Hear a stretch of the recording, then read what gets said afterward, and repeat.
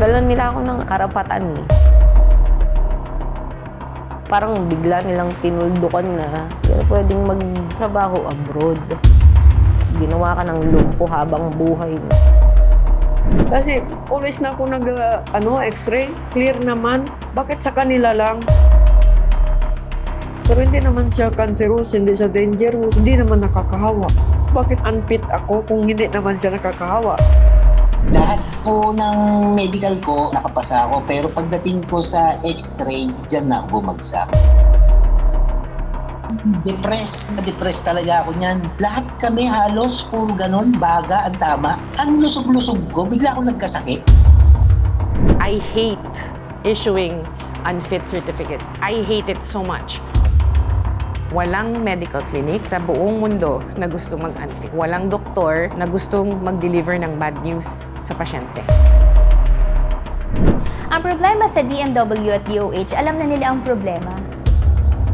Pero wala silang ginagawang aksyon o solusyon at hindi sila nagdedesisyon para sa kapakanan ng mga OFW. Anong ginagawa ni DMW Secretary, ng DOH Secretary? Nagpabaya sila sa kanilang tungkulin at sila ang dapat managot.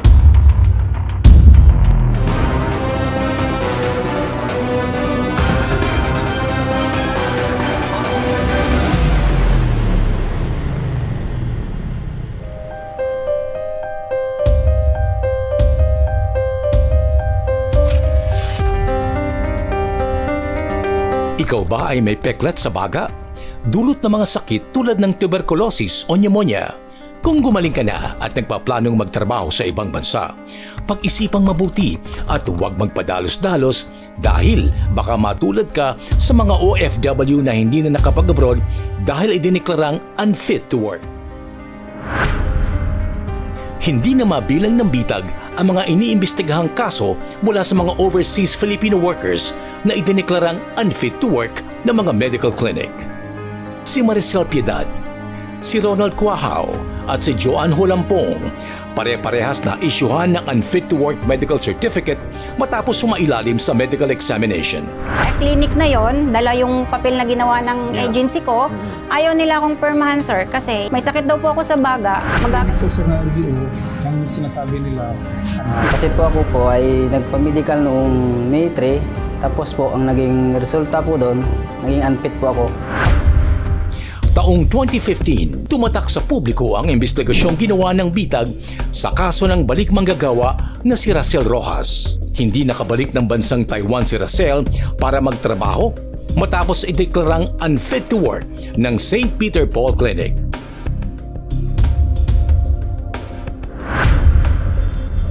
Base sa x-ray result, may nakitang peklat o scar sa kanyang baga. Ngunit ayon sa doktor, ang peklat na ito ay hindi nakakahawa. Ang tingin ng doktor at saka ng pulmonologist, it will not infect. Matapos ang 10 taon, kinamusta at binalikan ng bitag si Racel Rojas.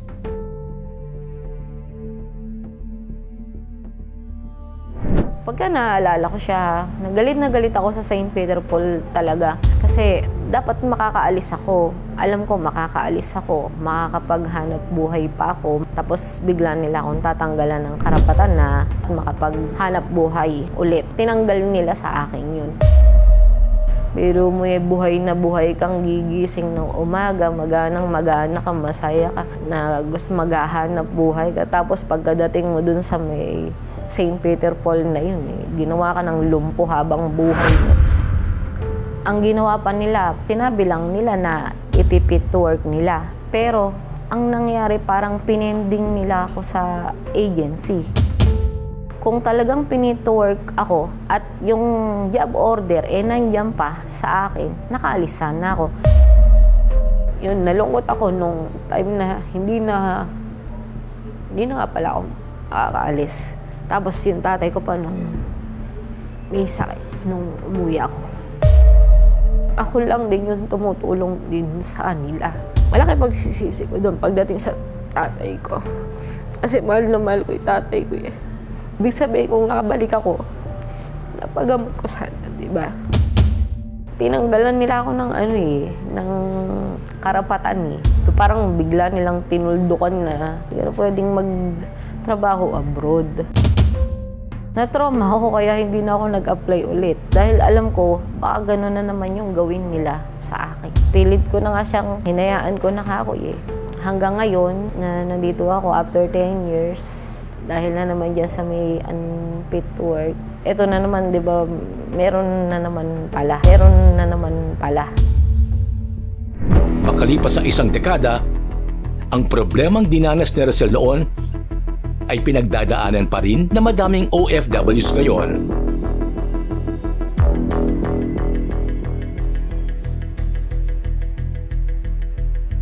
Si Shulamite Ventura, isang balik manggagawa na mula pa sa Zamboanga del Sur, ay tumakas sa kanyang accommodation sa Laguna para lang iparating sa Ipabitag Mo Help Desk ang kanyang reklamo. Trabaho. Kuwait, sir. Kuwait, Middle East. Okay. And medical lang istetaki, sir. Medical, okay. Kabayan medical yung na St. Peter Paul. Oh. Unfit kumigo dayon. 4 time na yung para man abrodera porque chenes. Unfit to work. Si. Porque chenes na lang kasi always so fit to work. Cosa man daw finding lang to you? Chenes do jutay daw esa yung mirador iskar. This woman came from Zamboanga City and she's here applying for a job. She's been in and out already many times, but it's the first time that she has to undertake this, and it says unfit to work. Who are they saying unfit to work when this lady has already been in and out of the country? ¿Cuánto beses ito? 3 beses siya na abroad. ¿Dónde? Kuwait, Saudi, Kuwait. So 3 times na siya. This is not acceptable. Kasi always na ako x-ray, clear naman. Bakit sa kanila lang? Kinausap ko yung doktor kasi unfit na talaga. Yung findings niya, calcified granuloma. Small lang talaga daw siya, pero hindi naman siya cancerous, hindi siya dangerous, sabi niyo. Hindi naman nakakahawa. Yun nga sabi ko, bakit unfit ako kung hindi naman siya nakakahawa? Gusto ko man sana ulitin, kaso walang pangbayad. O saan man ako kukuha ng 3,000 plus yun. Para ka din ng bigo, ma'am, kasi ang daming pangarap para sa anak. Mahirap din pa uwi, wala kang pera. Parang na-discourage na ako. Kasi nangarap lang ko ng mas mataas na sahod ba. Tapos wala din pala. Mas lalo lang akong nahirapan. Bukod sa mga pumipila sa Ipabitag Mo Help Desk, hindi na rin mabilang ng bitag ang mga reklamong pinapadala ng mga OFWs sa aming Facebook pages. Tulad ni Rosel at ni Shulamite, unfit to work din si Glenn Gempis. Si Glenn, 2 beses nang nagtrabaho abroad, ngunit nang sumubok sa mga tlong pagkakataon ay bumagsak sa kanyang medical examination. Yung unang lipad ko sa Saudi Arabia, smooth lahat po. Kahit na first time ako, smooth po lahat. Wala akong naging problema.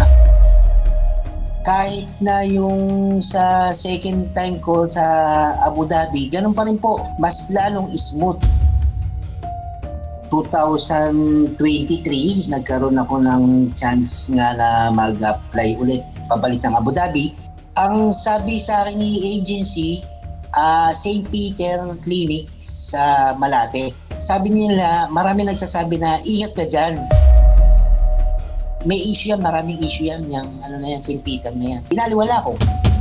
Dahil yun ang sabi ng agency ko. Lahat po ng medical ko ay nakapasa. Sa mata, sa dental, laboratory, sa urine, lahat nakapasa ako. Pero pagdating ko sa x-ray, dyan na ako bumagsak.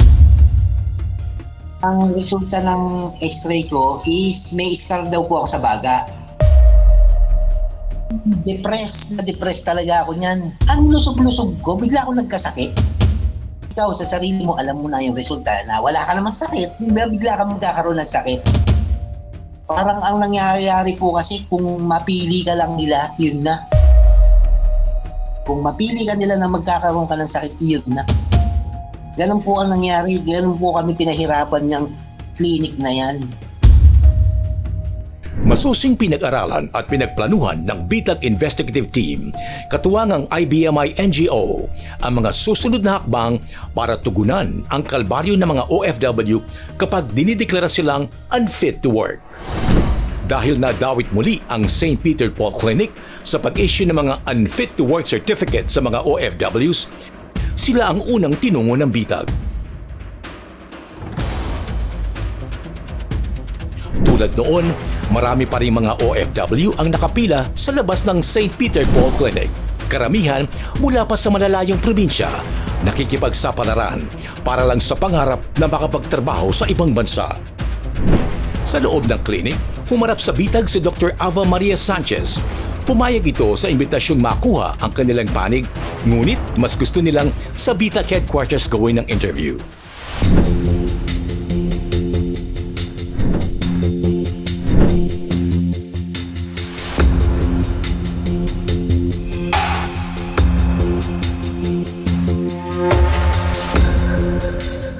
I hate issuing unfit certificates. I hate it so much. Because I'm depriving a person of a very good opportunity for them. I'm depriving a person of their chance for a better life. Ayaw namin mag-unfit ng tao. Because mas mahirap kumausap sa taong unfit kaysa sa taong fit. So wala kaming gustong saktan na tao. I'm very grateful for this opportunity kasi, you know, it's a reminder na as medical practitioners, we have to be thorough in our explanation and parang not everybody can accept the rejection. Ayon kay Dr. Sanchez, idinideklara nilang unfit to work ang isang OFW kapag hindi ito nakapasa sa medical standard ng bansang balak nilang puntahan. Ang isang aplikante ay magiging unfit to work base sa bansang pupuntahan niya. Ang bawat bansa may sarili silang rules and regulations kung ano yung worker na pwedeng fit sa kanila, pwedeng unfit. So halimbawa, an applicant is for the Middle East, so GCC countries. So Saudi, Kuwait, Qatar, Bahrain, Oman, ganyan. Mahigpit sila sa medical. May kanya-kanyang policy bawat bansa. Nakalagay doon kung ano yung mga conditions or diseases na they will consider unfit. Pag sinabi na may peklat, maski scar lang sa baga, unfit sa kanila yon. Mga scars na lungs, unfit for the Middle East countries na pupuntahan mo. So yung pagiging unfit mo, base sa policy ng bansang pupuntahan mo. Bansa nila yon eh. So we have to follow kung ano yung gusto ng bansang pupuntahan natin. Kinumpirma ng Department of Health ang impormasyong binigay ni Dr. Sanchez. Subalit, wala raw hawak ang DOH na listahan ng mga striktong bansang nabanggit. Each country has their own requirements. So, syempre, kung si country of origin na mag-hire ng tao, si agency is required to follow that. Nag-i-assist po ba yung listahan? Countries? No. Our bureau focuses only on the facilities that we have issued the certificate of accreditation. So, ibig sabihin, dito lang kami. So, kung ang other countries, wala kaming alam sa mga requirements nila. So, clear yun, ma'am, hindi nag-i-issue si DOH ng list of countries? Hindi. Dahil walang listahan ng DOH, minabuti ng bitag na magtanong sa Department of Migrant Workers. Sir, meron din po kami isang point of concern. Mga nakausap naming agency, ang sabi po nila, may mga countries, specific countries na may mga pihigan. Yes. Can you elaborate on that, Secretary? Okay, hindi ako doktor, no? Hindi ako expert dyan. Pero alam ko, bawat bansa meron niyang medical protocols. May listahan po ba ang DMW sa mga ganun? Ay, itong country na to, very specific to sa medical protocols or standards ng examination na ginagawa sa mga OFWs natin? Hindi ako handa sa impormasyon na yon. Meron ako idea pero baka magkamali ako kasi hindi ko hawak. Okay lang, Secretary, pero gusto lang namin malaman, sir, if there is an official list po. Hindi naman sa listahan ng strict. May listahan ng countries at ano yung requirement. Hindi naman sa whether strict sila o hindi. Meron lang talaga tayong listahan ng lahat. Alam ng Department of Health at ng Department of Migrant Workers ang mga bansang mahigpit pagdating sa medical requirements ng mga OFW. Subalit, lumalabas ang listahan ng mga bansang strikto ay hindi maayos na naipapaalam sa mga OFW bago sila mag-apply ng trabaho. Ayon sa IBMI NGO, malaki ang pagkukulang ng dalawang ahensya sa maraming Pilipino na nais magtrabaho abroad.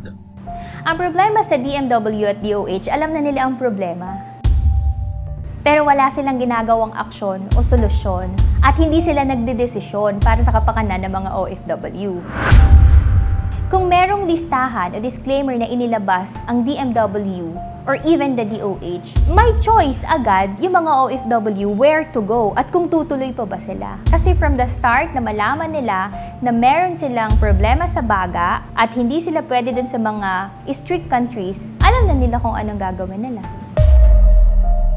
We've been asking for the list. Ang daming mga OFW applicants na lumalapit dito. So the OFW can decide right then and there kung saan sila pupunta at kung itutuloy pa ba nila yung pag-a-abroad. Anong ginagawa ni DMW Secretary, ng DOH Secretary? Kung may listahan pala sila at hindi nila ikinakalat at yung mga kababayan natin naghihirap pa sa pag-a-apply, malalaman din lang pala nila sa dulo na hindi sila pwede, abay, teka muna. Nagpabaya sila sa kanilang tungkulin at sila ang dapat managot. Anong klaseng pananagot? Tanggalin sila sa trabaho. At pangalawa, kasuhan sila sa ombudsman at nang hindi sila mapagparisan. Para sa mga OFW, kalbaryo ang kasalukuyang sistema ng pag-a-apply ng trabaho abroad. Kailangan muna nilang gastusan at paghirapan ang mahabang listahan ng requirements bago sumailalim sa medical examination. Bibigyan ka lang ng list of requirements ni agency. Ngayon po, sa list of requirements po, nandun na po talaga yung medical. Bago po kayo mag-pa-medical, kailangan po na iayos na yon yung mga certificate of employment nyo, yung mga sa OWA nyo, yung mga babayaran nyo sa OWA, mga form nyo sa OWA. Kailangan po ma-clear nyo muna rin yun. And then, pag nagpa-medical po kayo, last step nyo na yung medical, kailangan malusutan nyo yung medical. Kung kahit na naiayos nyo na yun sa mga babayaran nyo sa OWA, yung mga OEC nyo, pero once na hindi kayo clear sa medical, wala po, wala po lahat.